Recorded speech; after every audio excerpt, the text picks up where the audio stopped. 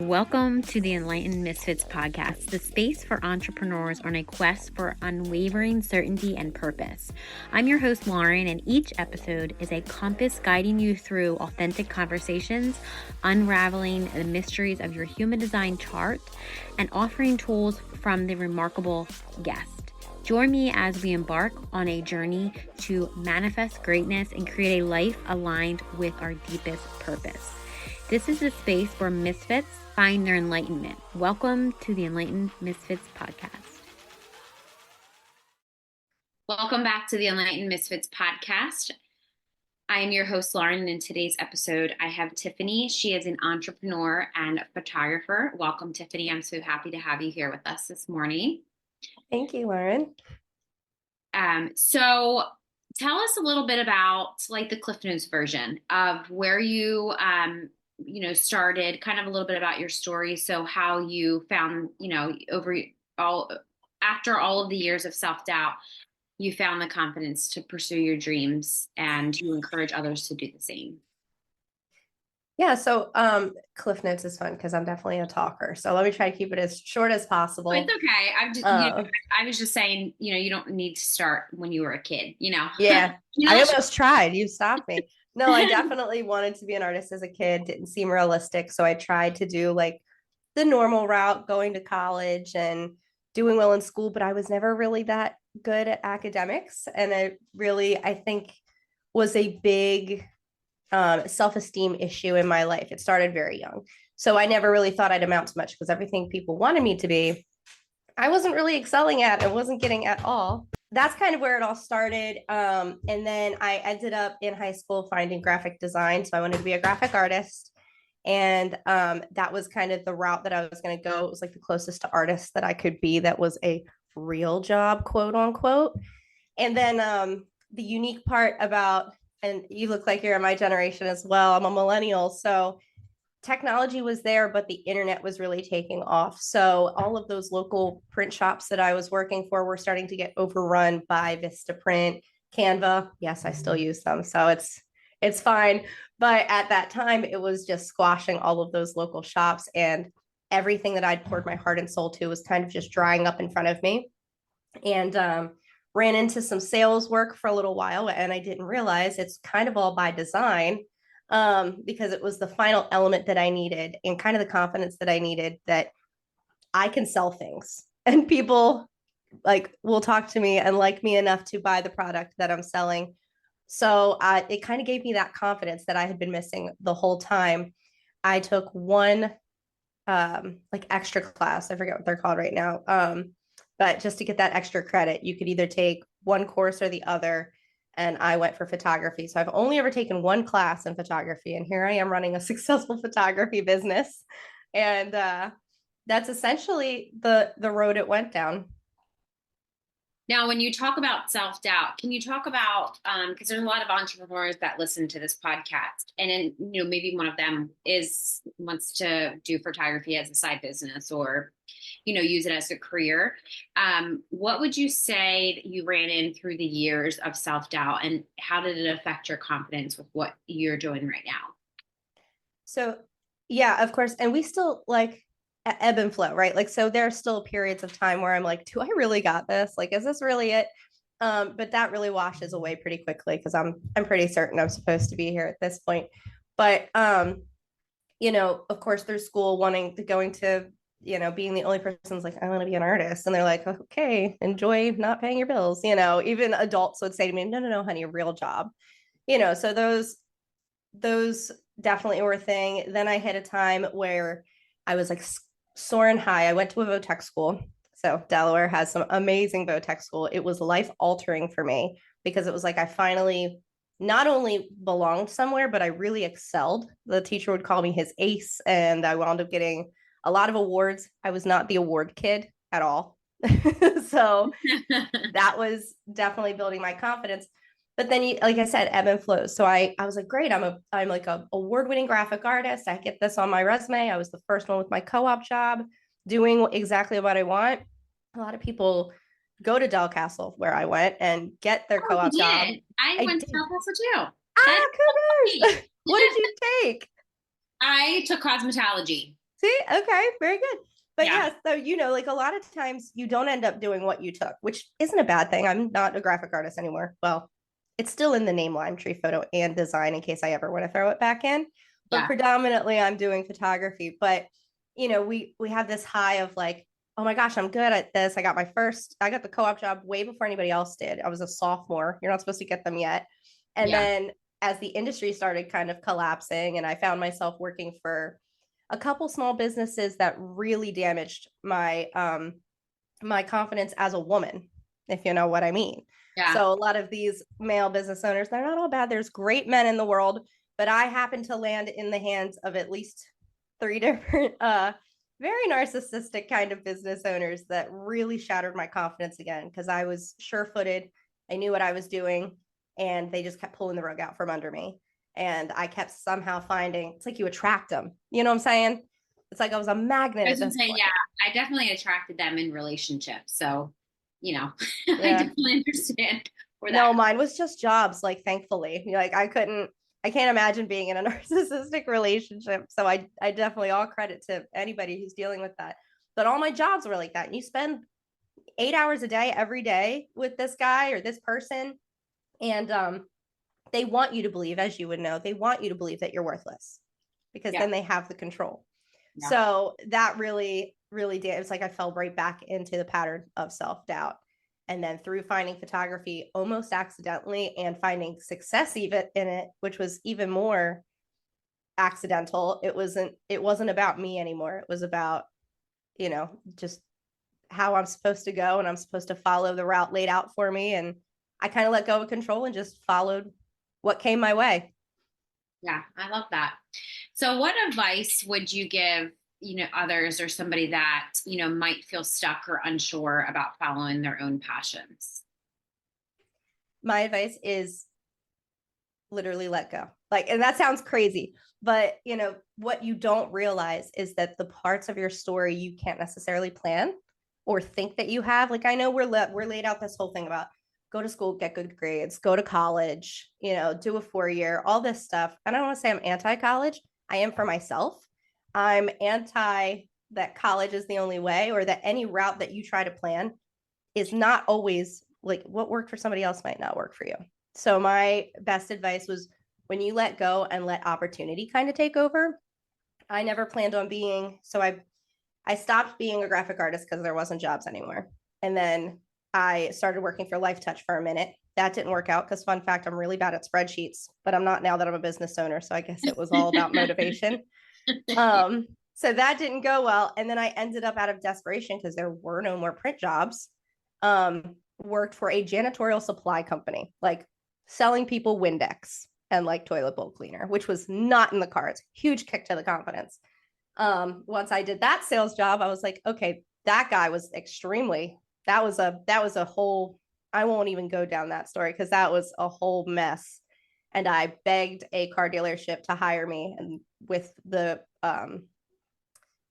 marketing of I'm a salesperson, I can sell a car. That was kind of how I got that job. And I literally looked at him and I was like, please get me out of the job that I'm in. I need to get out of there. And he hired me and I was like, what am I doing? Like I'm an artist stuck in a sales world. Like this is going to be it. But it was letting go and just taking the opportunities that came to me that kind of showed me once it all came to light, it was like you needed the sales. You needed the sales or you weren't going to run this business. Yeah. So I was gonna say, good thing like going back to you having sales experience. I feel like a lot of entrepreneurs, they struggle with selling. And I always have to break it down to them, especially with my clients, that I'm like, look, marketing, messaging, whatever, it's all the same thing because you're talking about what you do and how you can help people. If you just, and I know that the sales world is kind of like you tell everybody about what you have to sell, right? But it's more not about, if you do it right. right. So, Yep. and then I'm like, but so people are like, I can't get people to buy from me. I'm like, because you're not showing them the transformation they can get. They don't give a shit about all your Yes. They don't give a shit about what like, they don't care. And I've learned this too. I mean, because I've been in network marketing and pretty much sales since I was like, I don't know, 16, 18 or something like that. So like I have a lot of experience with all of that stuff.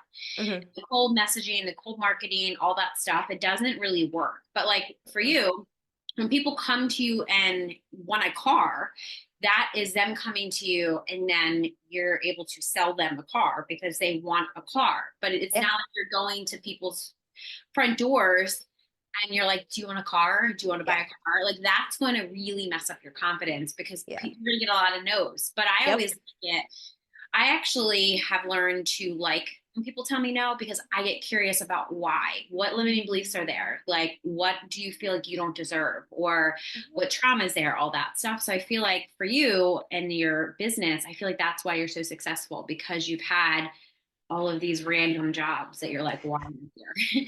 It's really true. Yeah. I mean, yeah, for just like a small advice for anybody who is who is struggling with sales, because I work with a lot of small businesses that want to start up. A lot of my friends come to me and like, I want to be doing what you're doing. And I'm like, I didn't land here. Like it was a process. So please understand you got to go through the fire too. Like, but the biggest thing with sales, which I noticed, because they do try to make you push whatever car's been on the lot longest or whatever the new special is, they want you to push that and they want you they give you incentives and stuff. And it was never my thing, which is why I didn't last very long because I'm not going to be a pushy salesman. But if you find someone's problem and you have the fix, you can sell it, whatever it is. If it's hair, you've got a shampoo that fixes the dead ends, or it doesn't fix. You can cut off the dead ends, but you got shampoo that helps with the dryness. You've got whatever. If you just stop and listen, they will tell you exactly what they need. And even if the sale is a little sale, the sale is a sale. They're going to come back when they need a big thing because you didn't force anything down their throats. Yeah, I think that that's why I'm such a good mentor, guide, whatever people call me. Mm-hmm. Coach, whatever. I don't normally call myself a coach, but people call me a coach. So yeah, whatever they call me, nicely, whatever they call me. Only the nice ones. Usually I trigger a lot of people and it's because I'm listening to what they're saying to me. So I've always been a very good listener. And I feel like when I listen, same thing with like the podcast, people are like, you're such a good host. And I guess I look at it like, well, I'm listening to what they're saying, and that's how I'm asking more questions, because people are like, can you send me like the questions you're going to ask? I'm like, well, you sent me what you can talk about.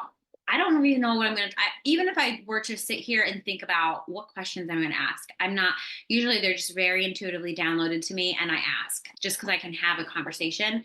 But I've noticed that it's hard for people to have conversations because of whatever. They're scared that people are going to judge them or, maybe it's their own limiting beliefs or something like that. So I always try to make it like a very safe space for people to kind of just talk about their story because I feel like a lot of people have a story and they have nowhere to share it, and I feel like they want to share it.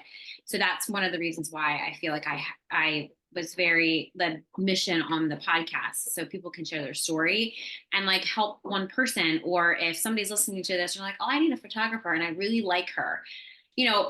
That's my one, like, that's my, okay, great. So and then you like, hopefully this will bring you some people that even if they want to just be your friend or talk about, hey, I want to start photography business, or I am in sales and I want to do this, like, can you help me? That type of thing. So yeah. And I love people progressing. I love seeing people I want everybody to have what I have.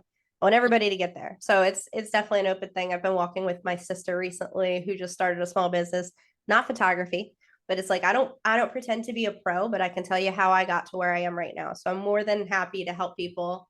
I call myself a small business bully. So anybody who I see a skill that I know that they could, capitalize on, I'm like, you should start a business. I can tell you how. Like, yeah, right. Let's do it. Yeah. And you can literally turn that into an actual program that you do, that you can just sell like organically or, hybrid or something. So I love that. Yeah. So we're going to kind of shift into like spirituality. So how do you feel like your faith or your spirituality has played a role in your entrepreneur journey and overcoming your challenges? I think it's played a huge role. I always tell people, Lime Tree is Tiff. Tiff is Lime Tree. Like we are one thing. I'm so it really intertwines my career and like my personal life and my relationships I've had, at the time when I was not having a good relationship. Actually, the relationship, it was like a slow fall. You know what I mean? It started off really good and we were too kind of stubborn to realize that we just weren't meant to work together, like work out. Like we just weren't, the Yeah. puzzle pieces just didn't fit. You know what I mean? Yeah. But it wasn't that easy going when it was all going on. I was very resentful and resistant and even very, what's the word? I'm a mouth, if you know what I mean. So Yeah. I was not a very pleasant person about the whole thing. And I think in that time of my life, I wasn't a successful photographer. And I was losing all my graphic designs jobs, couldn't get them, not losing them, but they would either dry up or it just was reaching to a dead end because working for mom and pop shops have no real growth and didn't at the time because there was no growth in the industry. So not to blame them, but I'm sitting there experiencing all this loss and all this struggle, feeling like a failure again, and lashing out, really, to be honest. And as that was all going on, I lost my relationship, my long-term relationship of 8 years. He was done with it, done with my attitude, and rightfully so. I'm not bitter about it anymore, but at the time I was just relentlessly angry. Yeah. And it flattens your kneecaps, like when you've got nothing left and everything you've known. So I was with the guy since I was 16. So my entire adult life up until 23 was only with this person. And I've never had to be alone and figure out how to do life by myself. And I didn't have the confidence to think I could. So I had to move back with my parents, and that was fun and all that. And I even truthfully, just to be completely candid in here, I wound up going to Meadowood, which is a mental hospital here in Delaware, and spent a week there. And I lovingly call that my vacation. I needed to pull myself out of my hole, out of my own world, out of even the beauty is like they cook for you, and all you have to do is shower to be considered like functional. And Okay. so having literally no responsibilities and just a moment to reset and grieve the loss of this plan that I had laid out for my life that went to nothing. I had to kind of process that, like, okay, well, everything you tried didn't work. So I really leaned into my faith at that point. I like to joke that someone from my church sent me I had nothing when I went in because I was just desperate at the time. And I just went in the mental hospital with whatever clothes I had on. And I was like, okay, I need like basic stuff here. Can somebody send me like a crossword puzzle and like a bra maybe? And somebody sent me a bra and a Bible. And I was like, this is all the support I need. I've got it all right here, guys. So that was kind of my joke. And there's nothing else to do. So I really leaned into faith and leaned into the fact that I don't have control of all this. This is not this. I'm just really a vessel at this point. So whatever you got, I kind of looked up and I was like, whatever you got, I'm game. And I wound up working for sales jobs, like I said. And within a month of getting out of that, I wound up meeting what is now my husband of 9 years. And we've been together for 10 years. We have 3 kids together. And, it was like as soon as I let go and stopped trying to control everything, and I never considered myself a control freak, but once I like let go of everything, it just clicked. It was like, just enjoy what you're being given instead of demanding what you don't have. I like that you said that, like, let go, because I feel like that is so simple and it sounds so stupid and like cliche, Mm-hmm. but I'm telling you, it is probably the best advice. Like when you said that, I was like, oh, good, great. She's on the same wavelength as me. Because for me, like if I like try to control, like pretty much just control Mm-hmm. the outcome of any situation, the universe will show me that I'm not in control. I'm Yep. only in control of myself. But when Yes. my experiences, I felt like a control freak because I felt like in my entire childhood I was always controlled. I never really could make my own decision. I always had to like do things the way that my parents wanted and all the things. Like I never really felt like I could make my own decision or I had like permission to make my own decision. And not that I feel like it's not a bad thing that my parents did that. I knew that they were doing it to protect me, but in turn, it literally like set me up for like failure. And I know that my mom will probably be listening to this, and it's not a stab at her. It's just that, she only could teach me what she knew. Right. Now it's like my daughter, the way that I teach my daughter or like help her make a decision. I mean, she's 4.5. She's really good at making decisions, but I had to learn who she was. So like that goes back to human design. I don't know if you know much about human design, but we're all designed to make decisions differently, the same. And then that goes for anybody. Like we're all just unique and different. And I had to really figure out where her energy was and how she made the best decisions. So she doesn't grow up saying, oh, my mom never made me teach me to make decisions. And that's why I make all these mistakes. Or, she'll make mistakes, but she'll have to learn from them. And I always say that I don't control what she does, except for if she's like either going to kill herself or going to get, danger. But other than that, she does exactly what she wants to do in the realm of it being societal. Like she's doing, like she's okay. You know what I mean? No, I totally feel like that has really helped because she doesn't try to do the other things. Like she doesn't try to be so resistant to, besides get dressed, it's like, like 20 minutes later, she's still standing there. I'm like, do you need help? No. She's like, wants to play with the dog and she wants to do that, like that type of, just, little kid behavior. But other than that, I feel like I try to do everything that my parents didn't do because, and most of the time, besides like the little things, because I feel like that helps. It will help shape her into an adult, and it's a dark world and, it's hard. And, I'm like, if I don't want to like take her sassy attitude out because I have one too. She's definitely a Capricorn.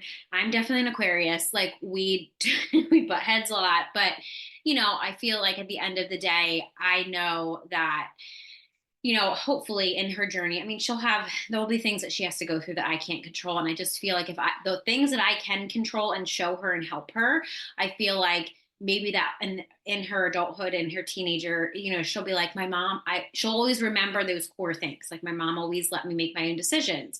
Should I make this decision? Should I not? She's going to be a teenager. She's going to be like, I know my mom doesn't want me to do this, so I'm going to do the opposite, that type of thing. Cause I feel like, it seems like we're in how old are you?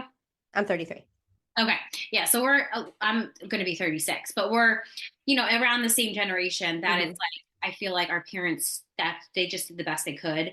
But I feel like I was very rebellious. That's definitely my Aquarius side, that I would do everything that I knew I wasn't supposed to do. Like supposed, like or told not to do or whatever. But I feared my mom a lot. So it was like, do I want to get in trouble today? Yeah. Yep. Or not. So definitely can understand, all that where you're coming from. And I'm happy and I'm glad that you got yourself help because a lot of people, even to admit it to this day, a lot of people, when I was going through my dark time, I probably should have went and got myself help. I did go to therapy and all that stuff. And it was more of like talk therapy. And I'm like, okay, I would go there every week and I would tell them my problems and I would say this and I would say that. And I'm like, but they're not doing anything. Like nothing's changing. So it's kind of the longer road. Like that's the long route. You can do either one.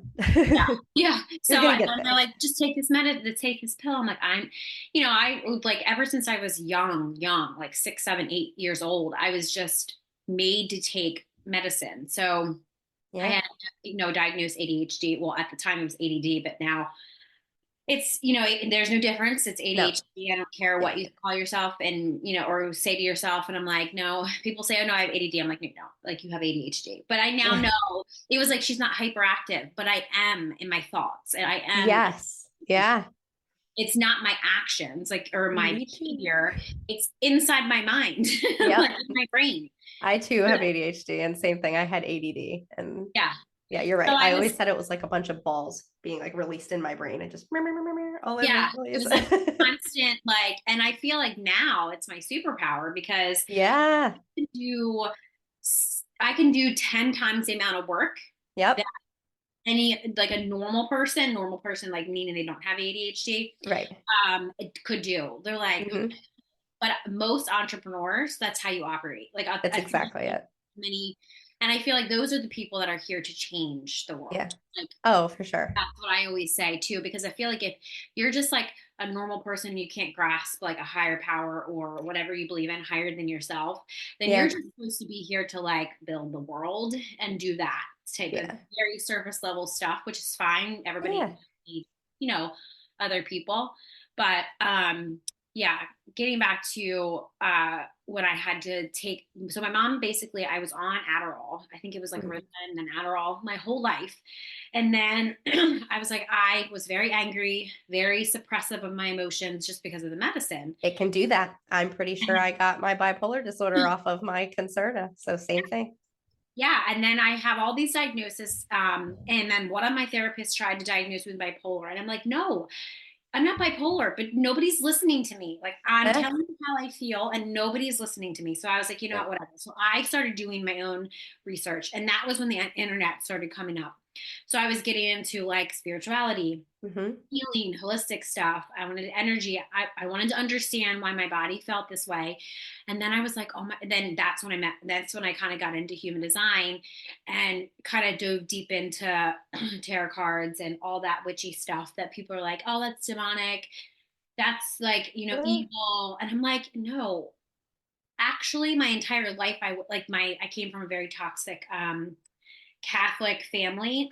Same girl. Same. We have a lot in common.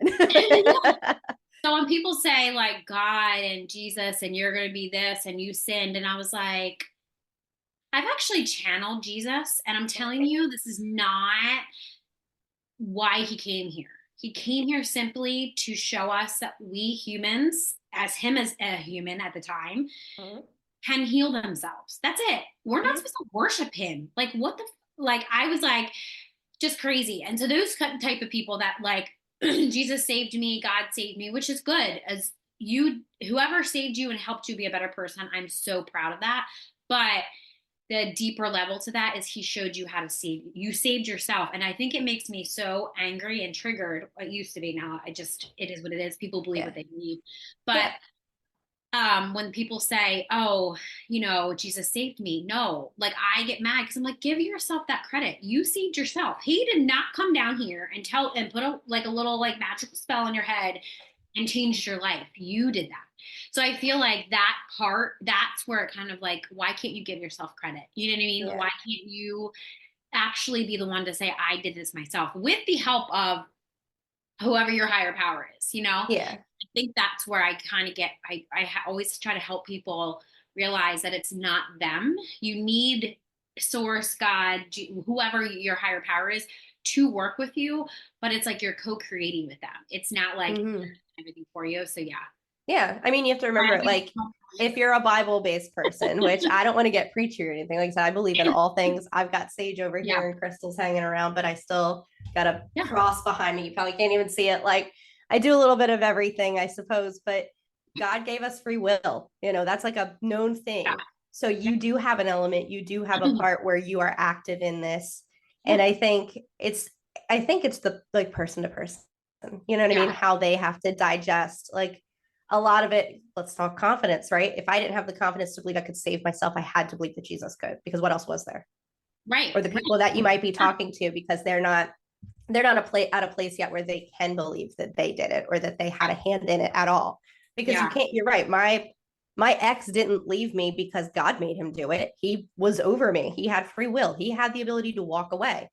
Now Yeah. it lined my life up differently for sure. And it lined my life up in an absolutely wonderful way, but not until I chose to let go was it going to get somewhere.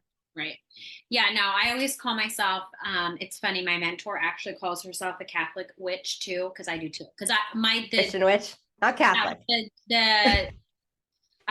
the deities and stuff that I normally channel are angels and are Yeah. like Catholic Bible, like what the Bible Yeah. says. Yeah. all that stuff. And So if it's you like, don't, that's fine too. Whatever yeah, you want to like I don't, do. I mean, it's like people are like, oh, you do like dark demonic witchcraft. And I'm like, No. so witchcraft is you just manifesting and playing with energy. So sure, I Yep. you do witchcraft too. Like Yeah. it's not bad. But I know that Mm-mm. in the grand scheme of things, in our generation, the people that were like wearing the goth clothes, the people that looked very witchy and dark, they were like doing dark stuff. And I'm like, I'm Oh yeah. friends with all of them. Like that was Yep. people are like, I even like now people are still friends with me in high school and they're like, they look at my life and they look at theirs and like, damn, I wish I would have followed you because they would always be like, why are you doing that stuff? Or, oh Yep. my God, you shouldn't do that stuff. And I'm like, no, it's okay. Like, it's Yep. okay. Yeah. But it's like who I am today. It's just who I always been. And I was doing this way before I even knew what I was doing, like playing with stuff outside, putting stuff together, all that stuff. And it's just Yeah. in my soul that I just knew what I was doing. And I was just hoping for a better outcome to like where I Hmm. worked. And Yeah. so before we wrap up, is there any last thoughts or like with like nuggets of wisdom that you wanted to share with listeners? I don't know. I know we talked about so many different things. No, we did. We did. It's the ADHD is pinging right now. No, I think it was all a great discussion. I guess my last word of wisdom is don't be scared of anything. That sounds crazy because I'm probably one of the most fearful people. Like I don't like heights or going to jump scare places. Love paranormal stuff, but I don't like jump scare. Like I don't enjoy the a feeling of adrenaline or whatever. So I have a lot of fears of my own. But in terms of life, don't fear life. Don't be afraid to start the business because life goes on. Life is there's fail safes everywhere. I always like to have an exit plan, but at the same time, you have to make the jump. You have to make the jump. And if it doesn't work, you go back to work. Maybe you work for a restaurant for a second and get your bearings. The thing is, I had to restart my life. And I didn't have an option. And guess what? I didn't die. Like I'm all right. I didn't fail. I just restarted. Same thing I'm going through right now. We just made the jump to homeschool our two youngest. And it was just that jump again, that being afraid. My husband was very much like, well, what if it kills the business, or what if it does this, and what if I'll never know. And all I know is something's pulling me to do this. So I'm just gonna do it. And that's really it. Just don't fear life. You gotta Love listen that. to I love the that. to the Fear. signs. I love that. That is the perfect note to end on. Yay. Thank you for joining us on today's episode with Tiffany on the Enlightened Misfits podcast. If you enjoyed today's episode, don't forget to subscribe. You can leave a review and share with somebody that you feel that will gain knowledge from listening. Stay tuned for more captivating conversations in the future. I hope you have an amazing rest of your week, and I will see you next time.